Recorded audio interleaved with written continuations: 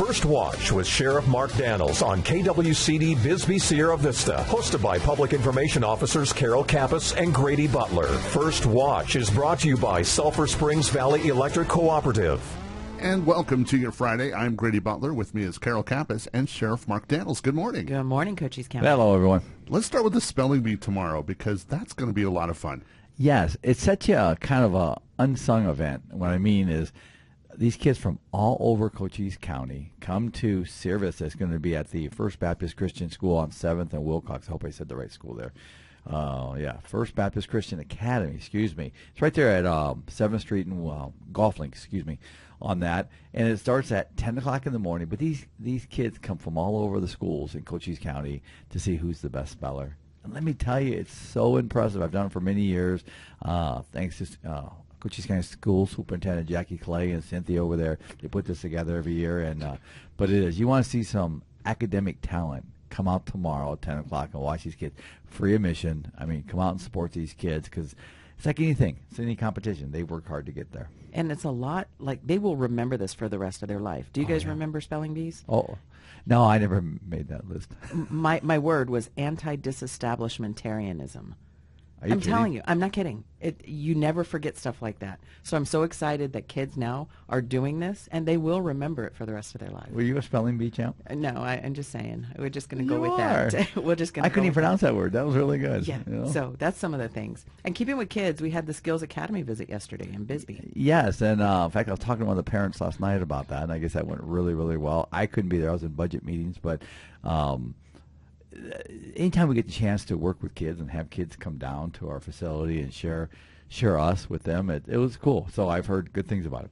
Thank you, Grady, for facilitating all that and making sure that they had a great time. And we're going to have Lisa on the show later from the school, and she's going to talk about, from their point of view, what it was like. So that's going to be interesting. And that's kind of an unknown school in this area. And so maybe they can talk a little bit about what it is. I see the bus going around. I got a little bus that runs around town here. And so it's one of those non-traditional schools. I don't say that in a mean way. But they're getting more and more popular because I'm hearing more and more about them. Well, let's talk about something that's making headlines, and that's the military coming to the border. Right. So I got a call, just a little insight on my side of this, last Thursday from the general staff from back east, where they're coming from, and about meeting him last weekend. And unfortunately, I was in D.C. for sheriff's meetings and other meetings with some of our federal leaders. And so I had my staff, my phone, even though I was in D.C., the phone kept ringing. Sheriff, you got this ready, you got this. So my team met them on Sunday at the Border Center. We gave them the general and everybody a tour of the Border Center. And this was narrowed down to 3 spots. There were 3 spots that are being looked at to be the DOD hub to work with these border support. And so I got a call or notified earlier in the week we did. Actually, it went through one of my team members that was there that we were selected. Cochise County was selected. So it is. So the troops are coming in already. It was initially like 350-some, 370-some, and now they've upped that. So either way, it's an economic boost. It's another positive thing for our community. And Cochise County was recognized, and I'm going to say this, for all the work of the mayors, the police chiefs, my office, all the law enforcement working together for a common cause. And that's a kudo. And we got really good reviews from the center, what the military liked. And we've offered up space in there, and so we're going to house a few of them in our center as the liaison, because that's the partner. They were looking for a partner. So they didn't come here without coincidence. They came here for a reason. So, and I got a call earlier in the week. We got some pretty important people coming here in a couple weeks, too, to back that up, which we'll be announcing later on once that's in confirmation stage. But they asked if I'd host them. I said, host them, excuse me. And I said, of course we will. So, again, a lot of good things happening here in Cochise County, because I know for the last 4 years we've really been vocal about what's not working. And so it's nice to see some relief and seeing these partnerships back in place. And you also were talking about these types of challenges and potential solutions over the weekend when you were in Washington, D.C. at the National Sheriff's Association. I was, and I chair the National Sheriff Association for Border. So we had our annual meeting in D.C., so we had all our federal partners there, the leadership from DHS, CBP, Tom Holman was there earlier in the day. I mean, it goes back to coming together, working together, sharing messages. We had a big brief on the TDA, which is like the MS-13 gangs and stuff like that. That kicked off the following day, so we get to be on the front line of that with them, and because they need it as much as we need them. We need to get these people out of our communities. These are violent individuals that don't care about human life. So that, the fentanyl, and this is something that is staggering, but it's real. So we all know Arizona leads the nation in fentanyl, and we have for the last several years. Over 50% of all the fentanyl comes out of Arizona. But when you look at the numbers, in 2024, and this is the federal fiscal year 2024, there were over 79 million fentanyl pills seized in Arizona. The closest to us was California with 33 million fentanyl pills, and then down from there.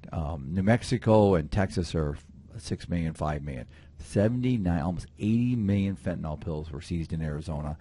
And you talk to your federal leaders, and you talk to sheriffs about this. I mean, that is an epidemic problem, not just in Cochise County, not just in our border counties in Arizona, but the United States. So had a long talk with that.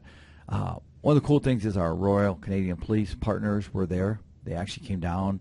We spent time with them. What the northern border is going through is what the southern border is going through.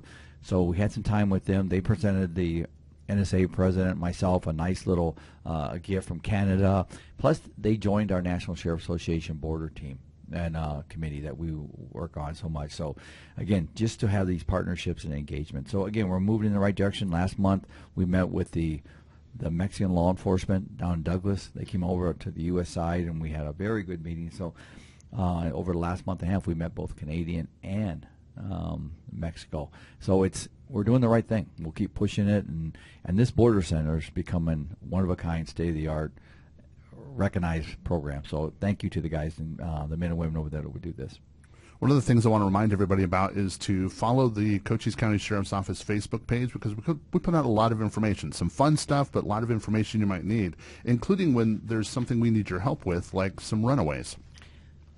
Carol, talk to us. I know that they were first came out. They've been missing for what, 8 days now? Yes. And ALA students, I know that the school talked to me about that, and we sent a team over there to look into them, trying to kids talk, anything we can come up with. But what's the status on that? So they had some sightings reportedly from a local business, and nobody called in because they didn't know. After they saw that information, they didn't call in until they shared something on Facebook saying, hey, by the way.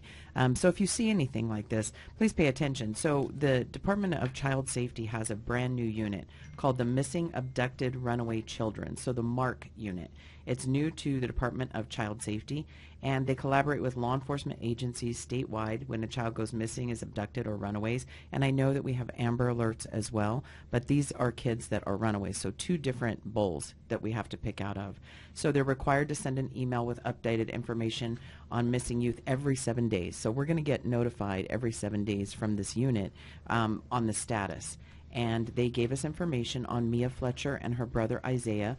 Mia's 13, Isaiah is 11, and they were at a home in Sierra Vista. They go to ALA, and they just disappeared. They left. There's no indication that they were abducted. They have information that they really enjoy certain places in Tucson, so they have Tucson Police Department, Pima County Sheriff's Office, and it's really considering the weather, considering all the factors of a 13-year-old girl and an 11-year-old boy being out on their own. It's a significant challenge for us to make sure that we find them. And so the MARC unit will continue to share information with us, but if anybody has any information, take a look at our Facebook page if you can access Facebook. Take a look at the photos, and if you have anything, if you've seen them, even if you saw them a couple days ago, call and let us know so we can try to track that down. Yeah, they're very young. I mean, they're wandering out there. The unknowns is what scares us. What are they going to get involved with, or what's going to seek them into the dark side, if that makes any sense. And so, yeah, it's real important, especially they've been gone so long. Usually within 2 days we got them back because they're so young. They stick out. That's not normal. But so if you see something, say something. Give us a call. This ain't about, it's not my problem. This is our problem. These are young people that need attention, and we want to make sure that when we do find them, figure out what's going on. Why did they leave like that? And I know I saw something on that, and I mean, yeah, something's not right. So we need to find them first. That's the first thing. Keep them safe, make sure they're safe, and then figure out what's going on. And so, sorry, I just dropped the ball there. And so we were also working on another situation in San Simon. Just a pretty bizarre thing. This is an interesting story. We were talking about this. I'm going to have Carol explain this because you got the best narrative with this versus me. Interesting story. Go ahead, Carol. And so people are concerned about this. They're thinking that it's made up. They're wondering why we're waiting a year to actually put information out there. But initially, in February of last year, there was February 21st, there was a situation where trucks were parked at the rest stop outside of San Simon. And there were people, they were shouting, they were partying. One of the truck drivers was curious to see what was going on. And after he heard that a person there, a bigger man, had a bag and he had money and he saw people lined up and he saw this guy giving out money, he decided to go investigate. It was determined that, the story was the man just won $236,000 at a casino and he was giving away $200 to help people, on their travels as they were going through the rest stop. So he did see people in line. He did see this man giving them $200 and came up to him. The guy said, "Hey, I'll give you double what's in your pocket." So the man pulled out his wallet. He had almost $2,000. Suspect grabbed the money, ran. Imagine having that happen to you. You're a little bit stunned, but you yell, try to chase him down, and then somebody grabs him from behind and holds on to him. Then there's just this huge melee. And as that's happening, people are pointing to the victim, saying, "He's in the white truck, he's in the white truck." So he runs over to a pickup truck, stands in front of it, waves his arms, gets the guy to stop, and it's an older gentleman, obviously not the suspect. Well, when he turns back around, he notices this group of people who had been in the line getting the money scattered to various vehicles, and then they just left. So now he's out that money, and he called law enforcement. People are saying, how can you be so uneducated to let that happen? But it happens.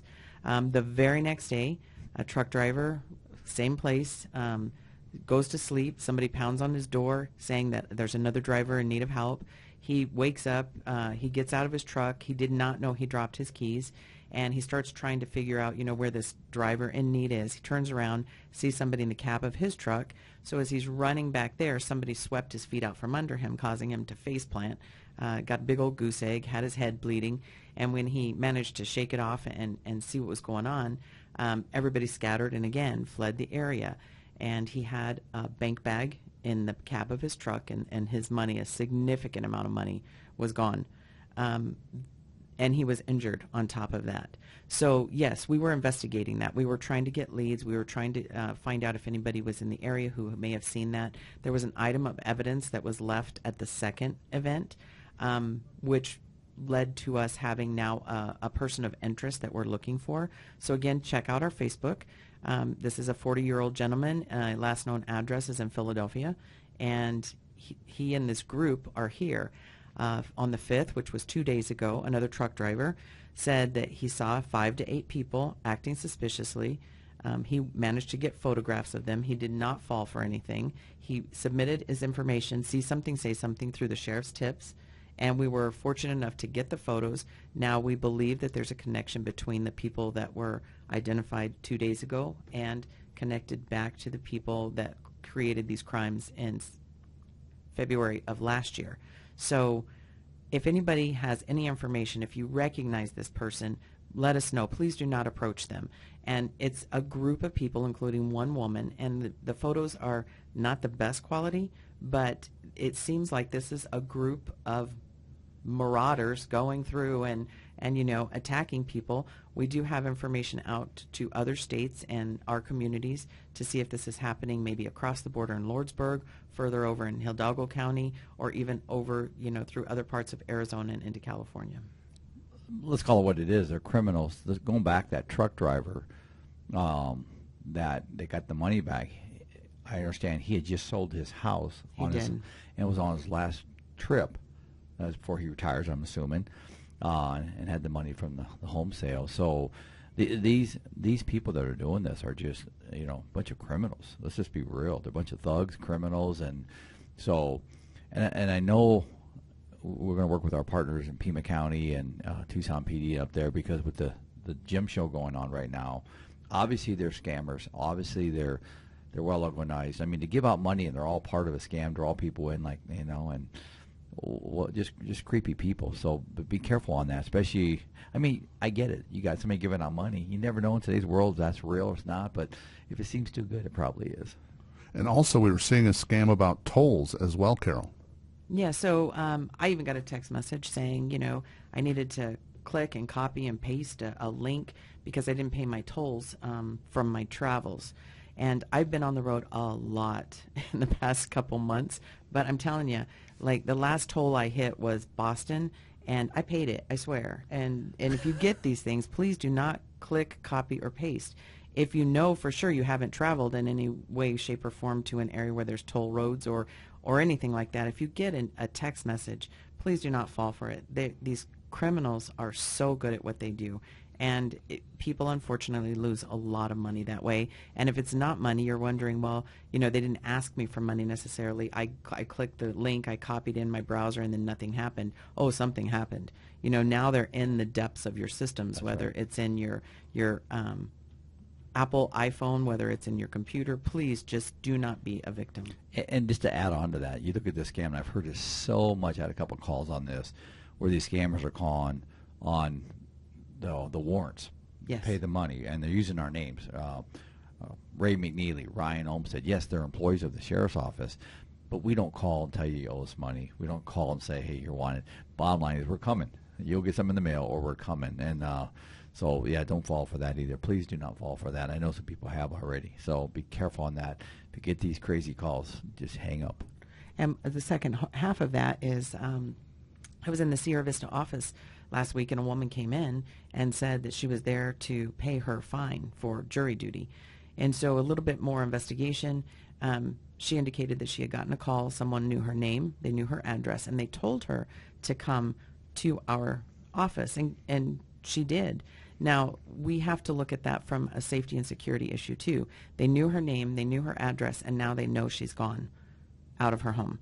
So it follows along the lines of the one where people, again, they're questioning people's intelligence with the one in Huachuca City where they had a courier come and pick up his debit card. You know, people are saying, how dumb do you have to be?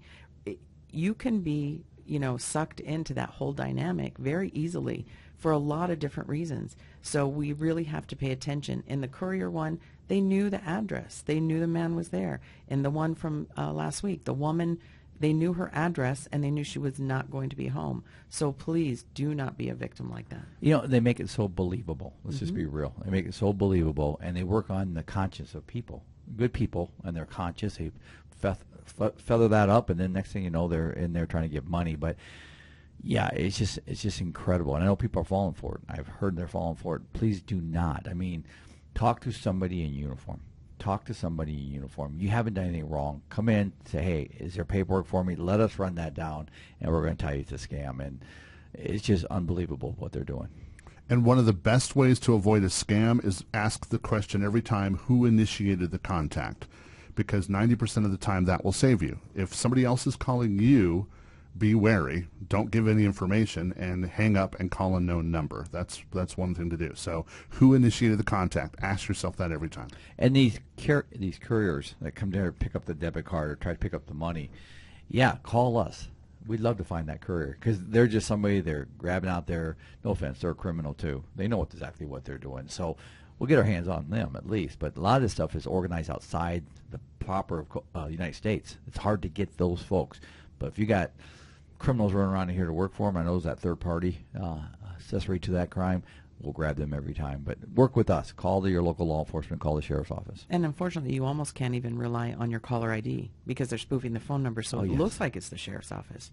So just have to be super, super careful. Yeah, don't buy into the numbers, no matter what the number is. Well, let's give a shout out to Search and Rescue.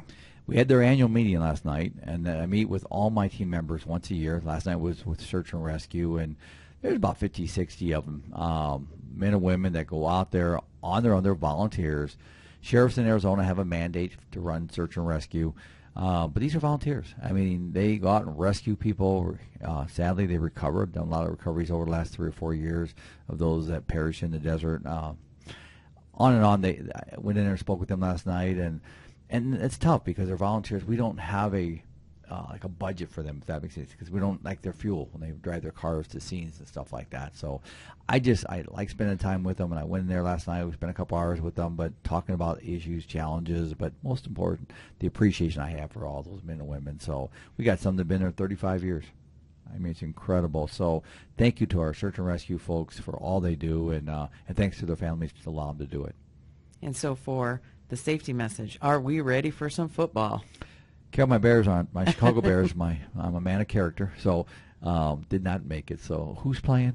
Just kidding. The Kansas Just City kidding. Chiefs and the Philadelphia Eagles. Isn't that a rerun? No, it's not. We have to have Mahomes and Hurts. We have to figure out who's going to be on top. Well, you see all the social media hits about, and I know social media is social media. It's like the keyboard warriors and the bullies, but about Mahomes, the Kansas City Chief, and they got all the referees. You see all these pictures and stuff. They're at a picnic or in a jacuzzi together. It's just it's hilarious. But so, what's your prediction? I know you're a Chiefs fan, correct? Well, I'm just kind of sitting this one on the sideline. I am going for the underdog, so I have to wait for the first quarter. That's what I do. See who's going to be, That's good. like really hurting, and not punning for Kansas City, but I mean for Philadelphia, but just seeing what's going on.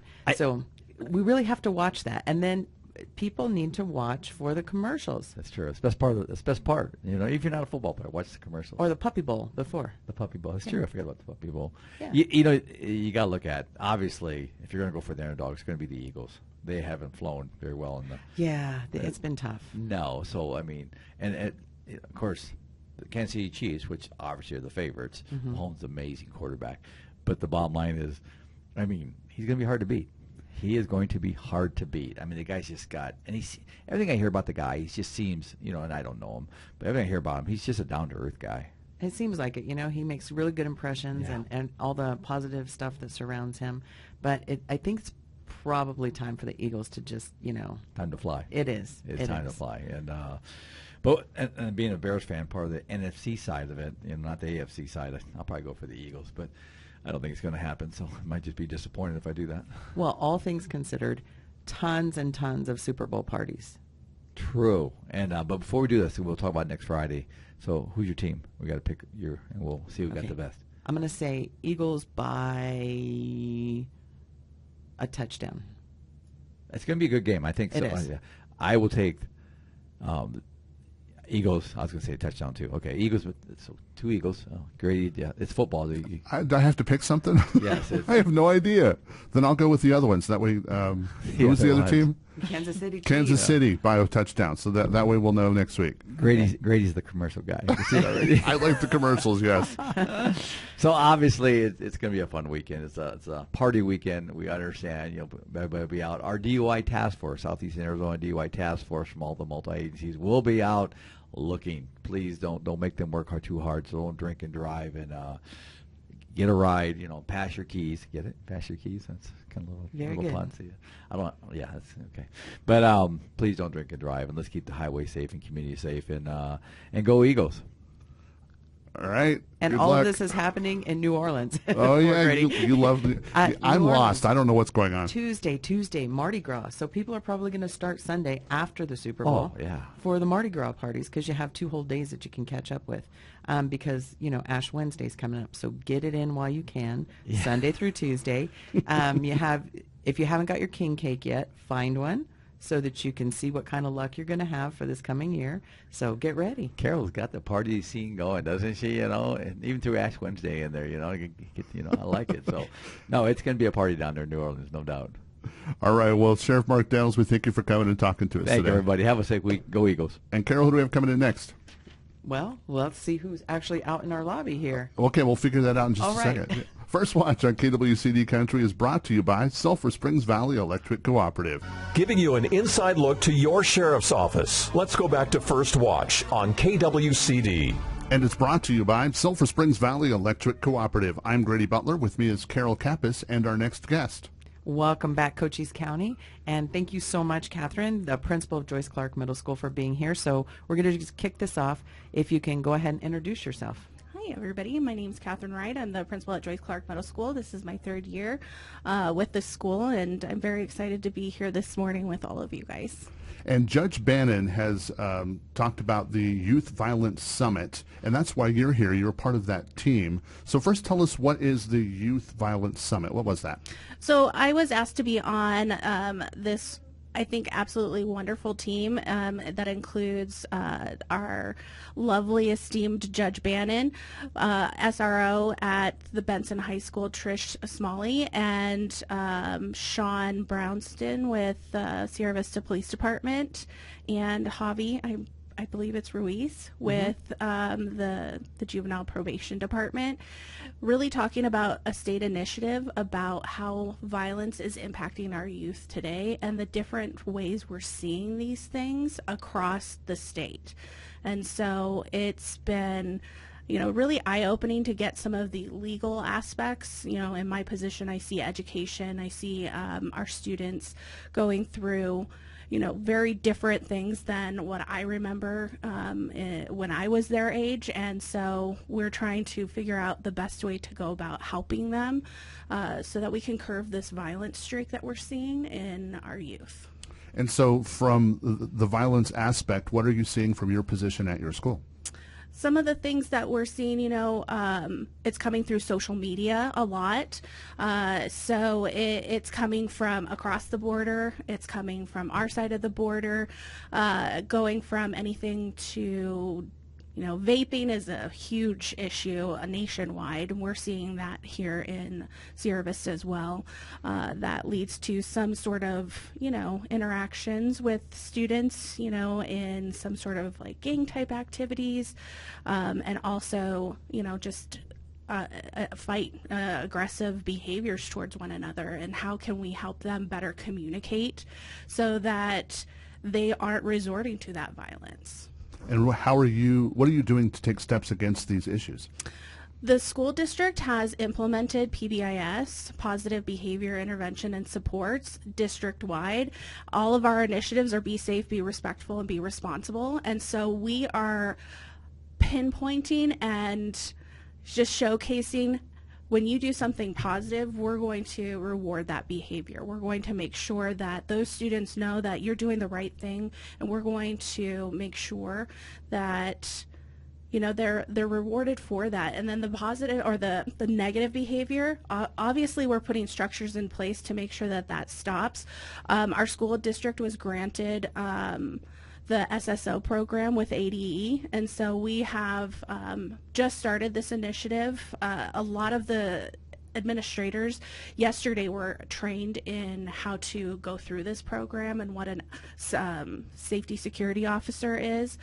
We're very lucky at Joyce Clark Middle School to have an SRO, a school resource officer, in connection with Buena High School. They have one as well.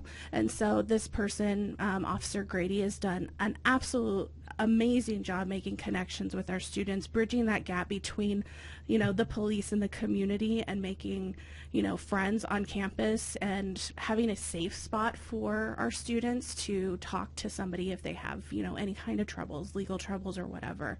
And so our school district has really partnered with a lot of our security and policing in the community, and it's been very, very helpful and just very, very positive. And as you stated, the Youth Violence Summit is kind of new. So what are the next steps?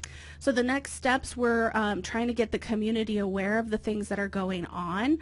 We are working together in each one of our capacities. We're seeing an increase in, police presence just in school zones to help with safety there for children walking to school, riding their bikes. Thank you, Sierra Vista Police Department. I've been noticing that in the different school zones. And Javier with the juvenile probation is showing us that there has been decreases in some of the recidivism rates, which is amazing. So they go through the referral program, and they're doing an absolutely great job getting those students to learn, educate themselves on their behaviors, and then moving forward. All right. Well, we thank you for coming and talking to us today, and we really hope that you get success in this program. And thank you for what you do in our community as well. Thank you so much. You bet. Thanks for coming and talking to us. And Carol, who we have coming in next? We have Skills Academy, Lisa Thurber. She's the principal. First Watch on KWCD Country is brought to you by Sulphur Springs Valley Electric Cooperative. Let's go back to First Watch on KWCD. And it's brought to you by Sulphur Springs Valley Electric Cooperative. I'm Grady Butler. With me is Carol Kappas and our next guest. Welcome back, Cochise County, and thank you so much, Lisa Thurber, the principal of Skills Academy. Thanks for being here. Thanks for having me. So introduce yourself to us a little bit. Like you said, I'm Lisa Thurber. I am the principal of Skills Academy. I've worked at Skills Academy this is my 4th year now. And Skills Academy, for those, if you don't know, we are a special needs school. We serve exclusively special needs students. It's a private school, and we have about 65 students there, and they are amazing. Some of the best people on the planet go to that school. And the reason you're stopping by today is because yesterday the Cochise County Sheriff's Office hosted the kids, and they got to see some really cool stuff. So tell us about your visit to the Cochise County Sheriff's Office. First of all, thank you for having us. That was fantastic for the kids. They had a great time, first of all. When we arrived, you guys were landing a helicopter for them, and even the adults were a little bit geeked out with the helicopter landing. Some of the students didn't get to see the helicopter land, but they got to stick around for a few minutes and see it take off again. And that's just a level of care I felt like we received through the whole thing. We walked up from there up to see some of the vehicles that you guys use that were not just like typical squad cars, if you will. There were officers standing around outside the vehicles to answer the kids' questions, and I have to say they were super patient with some of the questions. Well, they were patient with all the questions. Some of them required more patience than others.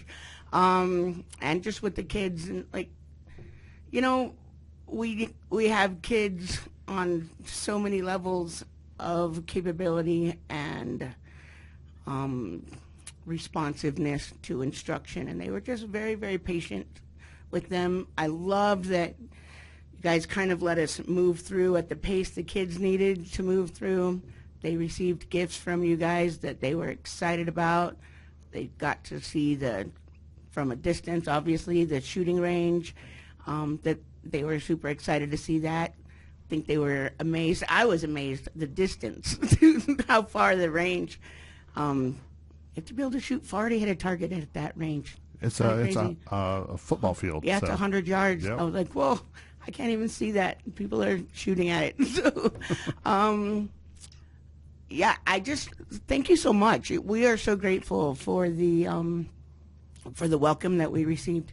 And so you get these kids out, you try to get them out in the community and see different things. So, people get to know that you are there and what your objective is and helping special needs. And then the kids get to see what's out in the community. So we appreciate that opportunity too. But what are some of other examples really quickly of places that you've taken these kids?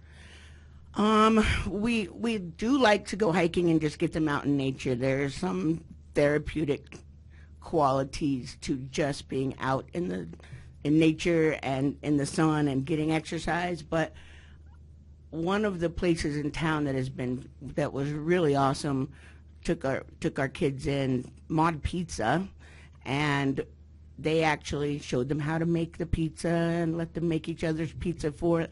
And some of those kids came out saying, when I grow up, I'm going to work at Mod Pizza, which is, whether they do or not, that's a step. Like they have any goal. It's a good goal to have, right? We also take them we take them grocery shopping. Here's a budget. We need to plan a recipe. Now we're going to go to the grocery store and behave ourselves in the grocery store and make good purchases and come back and cook and make something. We really do focus at our school on life skills. So when we can get out in the community and do something that reinforces you can live a life of independence at the high, whatever the highest level of independence is for that student, that's what we want to do. This week we're taking our older kids to Cochise College to share with them some of the programs Cochise College has, because we do have students that are intellectually and socially capable of being college bound. And next year we're hoping to partner with Cochise College and offer, as part of our curriculum, some Cochise College credits and programs, especially the trade programs, welding, computer, cloud computing, culinary skills. I think there's like 12 options. So we're hoping that our older kids are able to start actually, as part of our curriculum, attending Cochise College. And Lisa, how can they find out more about the Skills Academy? You know, I think probably the easiest way, if you want to know more about Skills Academy, is just go to our website. And if you just Google Skills Academy, Skills Private Academy, and Sierra Vista, then they would be able to find us pretty easily. Well, we want to thank you for coming and talking to us today, and we thank you for what you do in our community as well. Thank you. Thank you guys for what you do in our community. We appreciate you. We appreciate the support. And Carol, who do we have coming in next? We have Tammy Goldberry. She's the director of the Douglas Animal Shelter. First Watch on KWCD Country is brought to you by Sulphur Springs Valley Electric Cooperative. Let's go back to First Watch on KWCD. And it's brought to you by Sulphur Springs Valley Electric Cooperative. I'm Grady Butler. With me is Carol Kappas and our next guest. Welcome back, Cochise County, and thank you so much, Tammy Goldberry, for being here. Thank you. New director of the Douglas Animal Shelter. I am. We have so many exciting things. I've been there for like 4.5, 5 weeks now, and we're doing so many wonderful things down in Douglas. In January, we reached a 93% live outcome rate, which that means that in January, we are considered a no-kill shelter, which is amazing. Like, that's just, I can't think of the words. I'm speechless. We have a wonderful team that's making this happen. We have Jennifer from the Best Friends Animal Society down here helping us out, making sure that we're on the right path, we're doing the best techniques, and that we're doing right by all the animals. So I'm super excited. I'm very proud of everyone down in Douglas that helped us achieve that. And so now you have an open house coming up, and I love the name. Tell us I what's know. going on. Smooches and Pooches. I love it. So we're having an open house this weekend from 10 a.m. to 4 p.m. We're going to have adoption specials. We're going to have refreshments provided by Walmart. We're going to have some free raffle prizes donated by a dog grooming place and photography place and Alicia's from Magically Done Dog. So we're going to have so many awesome things going on Saturday, and we're excited for the community to come out and see us. And how can people find out more about your animal shelter? So you can check us out on Facebook. We're very active on Facebook, or stop by 2017 Rogers Avenue in Douglas. We're right off of 15th Street. And we appreciate what you do in the community. I mean, 'cause especially with your new classification. Congratulations. Yeah, thank you so much. I'm so excited to be down in Douglas and making things happen down there. And you guys have your Facebook page, too. I've seen some things pop up. Is that right? Yeah, so we're very active on Facebook. We've been posting lost dogs on Facebook, which is awesome. We've actually been able to get a whole bunch of them home. We're advertising our dogs that are available for adoption on Facebook. So we're very active on Facebook right now. Well, Tammy, we thank you for coming and talking to us today. Thanks, Grady and Carol. And Carol, you're still excited about Super Bowl? I'm still excited about Super Bowl, but I just wanted to say, that all came into a caffeine high from about 3 a.m. So I was so excited about Super Bowl and Mardi Gras that I kind of mashed them together. So for all of you out there, it was a test, and if you realize Mardi Gras is not till March 4th, you are absolutely correct. So you have a couple more weeks to just party like it's going to be 1999 or not. You just want to make sure that Mardi Gras, March 4th, and Ash Wednesday's March 5th. So You're now that I've just clarified excited. that, Yeah. I was just excited about the whole thing. You're going to be celebrating from Super Bowl to Mardi Gras, right? Yeah, because now I have a whole king cake that I have to eat before I get another one. So, hey, if anybody wants some king cake, hit me up. And how do they get a hold of us at the Sheriff's Office? Cochise County Sheriff's Office, Sheriff Mark J. Daniels is going to be your Facebook page. It'll link you to our Instagram and our X account, and you can give us a call, 520-432-9500. First Watch on KWCD Country is brought to you by Sulphur Springs Valley Electric Cooperative. You've been listening to First Watch, brought to you by Sulphur Springs Valley Electric Cooperative. Keep up to date. Follow the Cochise County Sheriff's Office on Facebook and tune in next Friday, 7 a.m. for First Watch right here on KWCD.